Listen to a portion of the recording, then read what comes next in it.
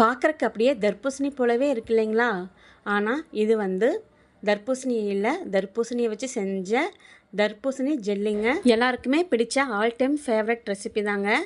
இது ரொம்ப ஈஸியாக செஞ்சிடலாம். பார்க்குறக்கு ரொம்ப அழகாக இருக்கும். பாருங்கள் எப்படி ஜெல்லி மாதிரியே ஆடுதுன்ட்டு, அவ்வளோ சாஃப்டாக இருக்கும். வாங்க எப்படி செய்யறதுன்னு பார்த்துடலாம். Welcome to Devi kitchen. இந்த ரெசிபி செய்யறதுக்கு நான் ஃபஸ்ட்டு தர்பூசணியை வந்து பொடி பொடியாக நறுக்கிட்டு மிக்ஸி ஜாரில் சேர்த்துட்டு நல்லா நைஸாக அரைச்சி ஜூஸ் எடுத்துடலாங்க. நான் 2 கப்பு ஜூஸ் வர்ற மாதிரி அரைச்சி எடுத்துருக்கேங்க. அரைச்ச ஜூஸ் எடுத்துகிட்டு அதை நல்லா ஃபில்டர் பண்ணிடலாங்க. எந்த திப்பி இல்லாமல் வெறும் ஜூஸ் மட்டும் வர மாதிரி எடுத்துக்கலாம். அதில் வந்து நமக்கு பிடிச்ச எசன்ஸ் சேர்த்துக்கலாங்க. வேணும்னா சேர்த்துக்கலாம், இல்லைன்னா விட்டுறலாங்க. நான் ரோஸ் எசன்ஸ் சேர்த்துருக்கேன். நல்லா மிக்ஸ் பண்ணி விட்டுட்டு அதை எடுத்து வச்சிடலாங்க. நான் வந்து 10 நிமிஷத்துக்கு முன்னாடியே இந்த அகரகரை தண்ணி ஊற்றி ஊற வச்சுருக்கேங்க. அகரகர் வந்து 8 கிராம் இருக்குது. இதை பொடிப்படியாக பிச்சு போட்டு தண்ணி ஊற்றுங்க. அப்போ சீக்கிரமாக ஊறி வந்துடும். 1/2 கப் தண்ணி விட்டு நல்லா மூழ்க வச்சு நல்லா மிக்ஸ் பண்ணி விட்டுறலாங்க. நல்லா ஊறட்டும். 10-15 நிமிஷத்தில் நல்லா ஊறி வந்துடுங்க. நான் ஏற்கனவே இது ஊற வச்சுருக்கேங்க. பாருங்கள் இப்படி தான் இருக்கும். நல்லா ஊறினதுக்கப்புறம் நல்லா கலந்து விட்டுருங்க.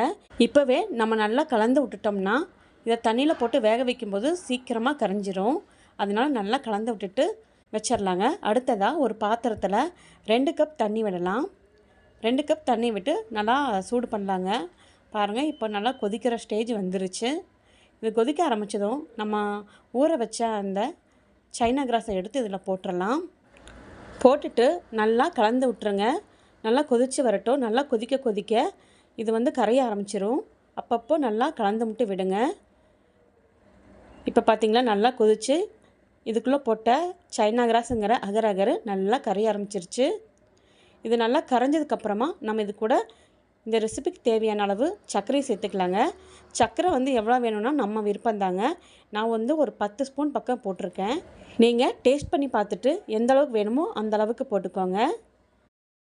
சர்க்கரை நல்லா கரைஞ்சிச்சுங்க.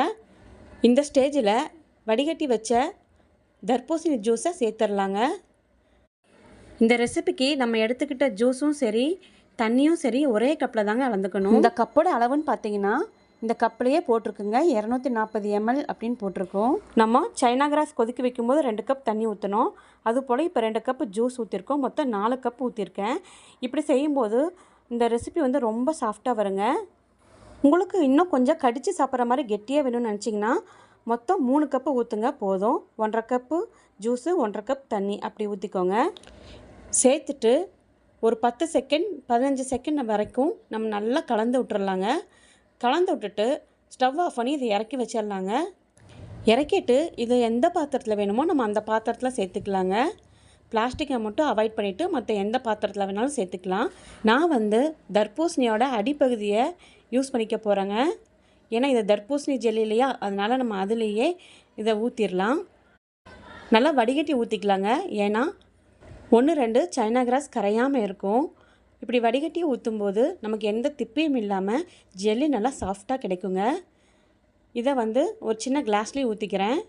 ஊற்றி வச்சுட்டு நல்லா ஆற விட்டுட்டேங்க. இதை ஃப்ரிட்ஜிலலாம் வைக்கல, நான் வெளியவே தான் வச்சேன். வெளியவே எனக்கு 2 மணி நேரத்தில் ஆறி வந்துருச்சு. ஃப்ரிட்ஜில் வச்சிங்கன்னா இன்னும் நல்லா செட் ஆகி கிடைக்கும். அதுபோல் சில்லுன்னு நம்ம சாப்பிட்லாம். நமக்கு எப்படி வேணுமோ நம்ம அப்படி செஞ்சுக்கலாங்க. ஃப்ரிட்ஜில் நான் வைக்காமல் தான் யூஸ் பண்ணியிருக்கேன். தர்பூசணியோட தோல் பகுதியை மட்டும் கட் பண்ணிட்டா போதுங்க.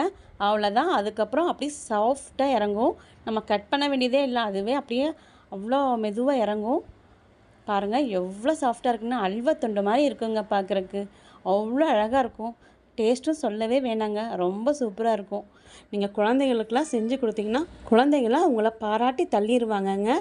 அவ்வளோ சூப்பராக இருக்கும். இது ரொம்ப ஈஸியாக செஞ்சிடலாங்க. இந்த ரெசிபியை நீங்களும் ஒரு முறை ட்ரை பண்ணி பார்த்துட்டு எப்படின்னு சொல்லி கமெண்ட் பண்ணுங்கள் ஃப்ரெண்ட்ஸ். தேங்க்யூ ஃபார் வாட்சிங்.